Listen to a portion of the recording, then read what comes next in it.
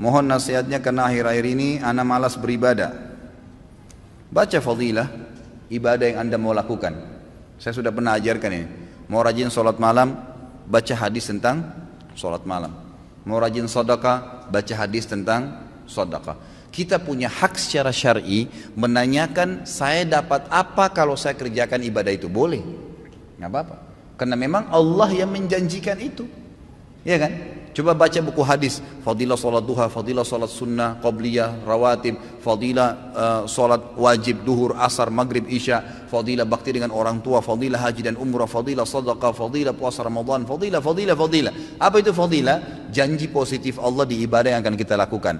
Kalau mau termotivasi, untuk apa kita mau ke satu tempat? Karena ada janji yang, ada sesuatu menjanjikan yang kita dapatkan di sana kan. Untuk apa kita kerja satu perusahaan? Karena ada janji gajinya lah, prestasi dan seterusnya. Begitu, manusia memang kalau dijanjikan baru mau bergerak. Maka wajar kita baca janji Allah di ibadah itu kita akan termotivasi. Yang kedua, jauhi semua fasilitas maksiat. Karena semua yang membuat orang malas ibadah karena ada dosa. Selama antum masih terlibat di dosa sekecil apapun, maka akan mudah sekali tergelincir untuk malas ibadah. Tergelincir itu.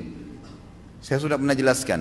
Ibadah punya kenikmatan, dosa punya kenikmatan. Tapi nggak bisa disatuin. Tidak bisa disatuin, tidak bisa disinkronkan, tidak mungkin. Harus pilih salah satunya. Seseorang, saya kasih contoh, seorang wanita terbiasa pakai jilbab, rapi. Dia sudah merasakan nikmatnya ibadah itu. Tiba-tiba kedatangan satu orang laki-laki di rumahnya, sepupunya atau yang bukan mahramnya, lalu dia kelihat tidak pakai jilbab. Bagaimana perasaan dia sebagai muslimah? Merasa berdosa, merasa bersalah. Kenapa tadi rambut saya dilihat ya? Kenapa? Karena ibadah menutup aurat sudah dia rasakan nikmatnya, dan membuka aurat yang maksiat hilang kenikmatannya, dibenci sama dia. Kalau kenikmatan ibadah ada, kenikmatan maksiat hilang. Kan? Terbiasa menutup aurat membuat orang jadi tidak mau buka aurat, gitu kan? Terbiasa sholat berjamaah di masjid membuat orang menyasa bersalah, atau terbiasa sholat aja deh. Ya, kira-kira kalau orang sudah rutin sholat 5 waktu, dia sudah tahu fadilahnya dan ancamannya kalau dia tinggalkan. Apakah dia mau tinggalkan sholat berjamaah, sholat wajib? Nggak mungkin, gitu kan? Karena kenikmatan ibadah ini sudah ada. Tapi kalau kita balik, kalau ada orang merasa nikmat dengan maksiatnya, nikmat dengan telanjang di depan orang, nikmat dengan kebohongannya, nikmat dengan harta rampasan, riba, haram, kezaliman, nikmat dengan zinahnya, maka pasti kenikmatan ibadahnya hilang. Mustahil bisa khusyuk. Biar dia mau tutup matanya, biar dia mau paksain, nggak bisa. Bangun sholat malam pun susah. Oh, sholat 5 waktu aja berat, mungkin cuma seperti orang kumur-kumur dan buru-buru kalau dia kerjakan. Nggak bisa. Makanya kata kunci yang kedua adalah jauhi kemaksiatan.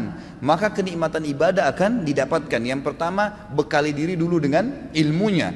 Dapat apa nih kalau saya sholat malam, kalau saya sedekah, baru kemudian jauhi semua fasilitas kemaksiatan. Yang ketiga, ini nggak kalah penting. Bentuk komunitas yang soleh dan soleha, berteman, bersahabat dengan orang yang ahli ibadah. Nggak bisa antum mau rajin sholat malam tapi bergaulnya dengan orang yang tiap malam di karaoke sama diskotik, nyambung nggak? Nggak bakal nyambung itu. Tapi kalau orang yang memang tidurnya habis isya langsung, atau dari majelis ilmu seperti ini terus bubar, masya Allah, nanti malam ya saya miss call jam 3 kita tahajud ya, ngingatin temannya pasti. Atau ngomongannya tentang apa? Kayak majelis ilmu seperti ini kita 2 jam, 3 jam duduk, apa yang kita bicarakan? Qala Allah, qala Rasul, kisah orang saleh, tulisi pendapat para ulama, ada kenikmatannya, gitu kan? Ada ibadah yang kita rasakan, ada sesuatu yang kita dapatkan di situ. Maka teman-teman yang terbiasa dengan ini nanti dia akan bilang lagi, kayak minggu depan itu, atau mungkin hari Senin ada ustadz ini loh di masjid ini, oh ada ustadz ini di sana kalau pagi, oh ada tablik akbar nanti di sana, oh ada CD-CD-nya Ustadz Khalid tuh di situ, ada ceramahnya si Ustadz Fulan ini di sana. Jadi yang dibahas itu kan, yang dibahas masalah itu. Jadi kita akan terus terbawa dengan pembicaraan yang positif. Makanya boleh mengenal siapapun, tapi bersahabat tidak boleh kecuali orang-orang yang soleh dan soleha. Memang begitu. Yang kalau kita buat salah diingatkan, kalau kita buat baik didukung, maka itu penting. Tinggalkan semua teman-teman yang bobrok itu. Boleh menasihati mereka, mendakwai mereka, mengingatkan, tapi bukan menjadi sahabat, bukan berbaur dengan mereka.